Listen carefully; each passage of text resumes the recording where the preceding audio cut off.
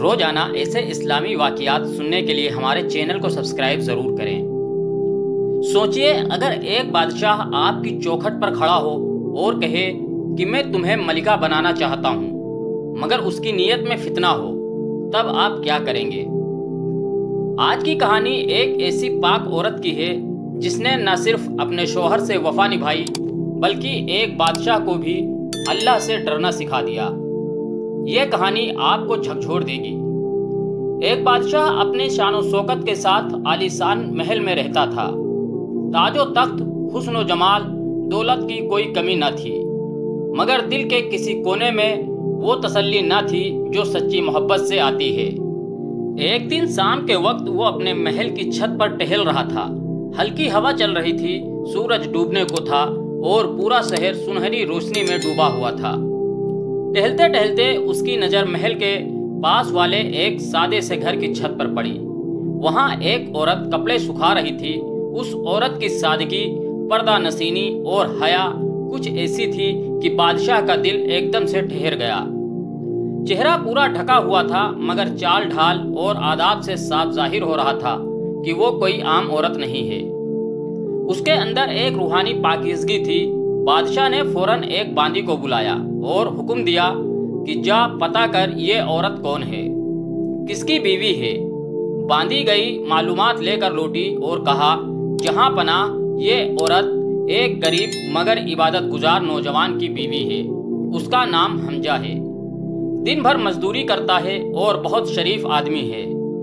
بادشاہ کچھ دیر سوچتا رہا، پھر اس کے دل میں نفس نے سر اٹھایا اور اس نے اپنے وزیر کو بلا کر کہا، مجھے اس عورت کو حاصل کرنا ہے، کسی بھی قیمت پر۔ اس کے شوہر کو کوئی بہانہ بنا کر یہاں بلاؤ اور راستہ صاف کرو۔ وزیر نے بہت سمجھانے کی کوشش کی، جہاں پناہ یہ گناہ ہے، ایک شریف آدمی کی بیوی پر نظر ڈالنا اسلام میں جائز نہیں، اللہ کی پکڑ سخت ہوتی ہے۔ مگر بادشاہ پر نفس کا ایسا زور تھا کہ اس نے سب نصیحتوں کو درکنار کر دیا۔ اگلی صبح حمزہ کو دربار میں بلایا گیا۔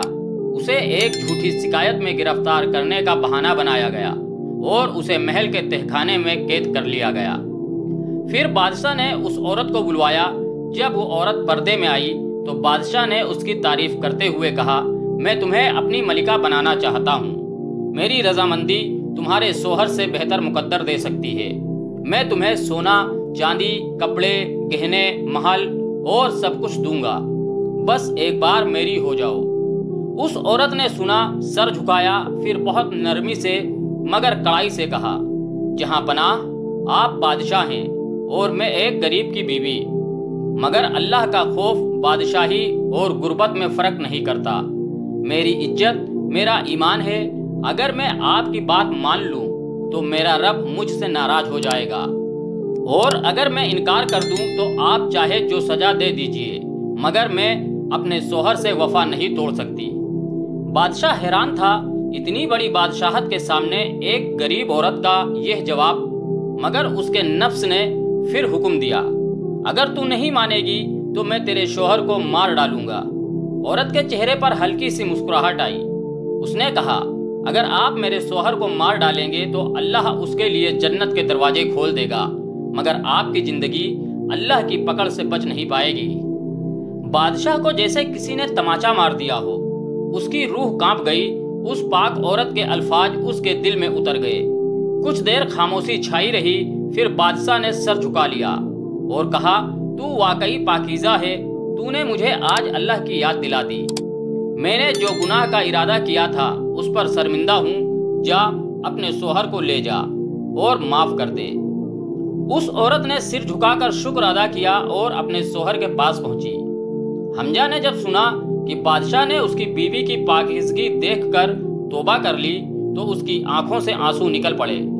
وہ عورت کہنے لگی، اللہ نے ہمیں حجاب دیا تاکہ ہم اپنا حسن دکھا کر کسی کو آزمائش میں نہ ڈالیں، اور جب کوئی آزمائش میں ڈالے تو ہماری نظر اللہ پر ہو، نہ کہ انسان پر۔ اس دن کے بعد بادشاہ بدل گیا۔ اس نے اپنے نفس کو قابو میں کیا اور شہر کی ہر عورت کے لیے پردہ، حیا اور عزت کی تعلیم ضروری کر دی۔ حمزہ اور اس کی بیوی کی سادگی مثال بن گئی۔ लोग आज भी उस औरत को दुआओं में याद करते हैं और कहते हैं, बीवी हो तो ऐसी जो शौहर की गैर मौजूदगी में भी अल्लाह से डरे और वफा की मिसाल बन जाए। दोस्तों, अगर ये सच्ची दास्तान आपके दिल को छू गई हो तो इसे शेयर जरूर कीजिए। कमेंट में लिखिए बीवी हो तो ऐसी। और ऐसे ही सच्चे इस्लामी वाक़यात के लिए हमारे चैनल को सब्सक्राइब ज़रूर करें। मिलते हैं अगले वाक़या में, तब तक के लिए सलाम और दुआओं के साथ अल्लाह हाफिज़।